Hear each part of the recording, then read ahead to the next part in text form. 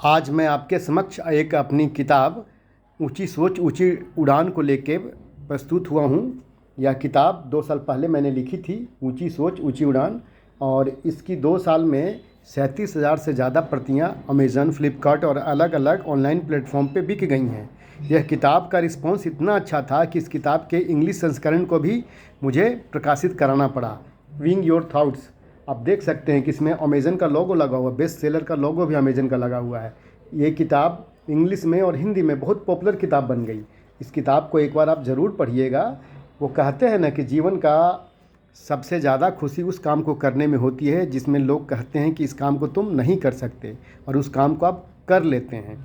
इस किताब में उन सभी मुद्दों पे चर्चा की गई है जिस मुद्दों से आपका आम जीवन में सामना होता है, और उन चुनौतियों का सामना करने का समर्थ देने की किताब यह क्षमता रखता है।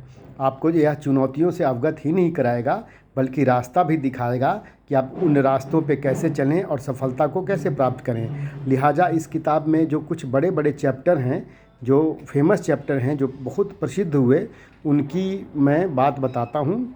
जैसे एक चैप्टर इसमें है कि कल किसने देखा है कि सोच से बचें, जनरेशन गैप की समस्या से कैसे निपटें, लाइफ में प्रॉब्लम आए तो क्या करें, व्यक्तित्व का विकास कैसे करें, आगे रहें और आगे रहने की सोच विकसित करें, आलोचना से कैसे निपटें, खुश रहना एक कला है इसे सीखें, प्रतियोगिता के कठिन दौर में आपकी तैयारी कैसी होनी चाहिए, अंतःप्रेरणा विकसित करें, विकास के बाधक तत्वों को पहचानें, जोखिम लेने से परहेज न करें, जैसी सोच वैसी गति होती है, जीवन की चुनौतियाँ, सीखने का सफ़र जारी रखें, हौसलों की उड़ान और जीवन प्रबंधन। ये सभी बड़े महत्वपूर्ण मुद्दे हैं जो आम लाइफ में, आम जिंदगी में आपके सामने आते रहते हैं।